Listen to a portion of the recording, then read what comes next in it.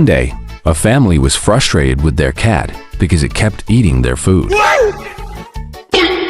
One afternoon, the father noticed his son Jason had been gone for 6 hours.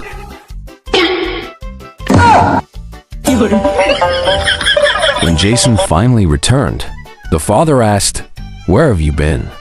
You've been gone for so long." Jason replied, I took the stray cat far away so it wouldn't come back and eat our food anymore. I walked through forests, crossed narrow roads, and passed countless streets to make sure the cat couldn't find its way back. That's why it took me 6 hours. Curious, the father asked, "So, what happened?"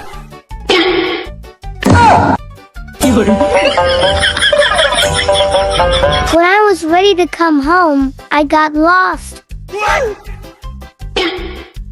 I couldn't figure out which way to go. No. So, I decided to follow the cat. We crossed a few fences and 2 roads, and within 20 minutes, we were back home. Shocked, the father asked, "Where's the cat now?"